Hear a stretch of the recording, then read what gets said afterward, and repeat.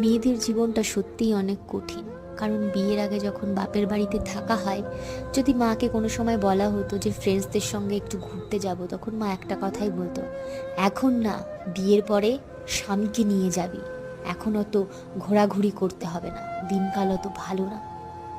তো বিয়ে হলো, শ্বশুর বাড়ি আসলাম, সংসারের চাপে আবদ্ধ হয়ে গেলাম। তারপরে সেরকমভাবে কোথাও ঘুরতে যাওয়া হয়নি, সেই জিনিসটা মনে হয় ভুলেই গেছি। সারা দিন সকাল থেকে ঘুম থেকে উঠে রাত পর্যন্ত যাবতীয় কাজ একা হাতে সামলে যখন শাশুড়ির মুখে শুনতে হতো বা হয় যে সারা দিন তুমি এমন কি করো, সংসারে তো বেশি কাজই নেই, এই একটু একটু এই রান্না, জামা কাপড় কাচা, আর কি, ঘর ঝাড় দেওয়া, উঠোন ঝাড় দেওয়া, এছাড়া তো আর কোনো কাজ নেই। তারপরেও যদি এত কষ্ট হয়ে যায়, আমাদের সময় অনেক কাজ করতে হতো।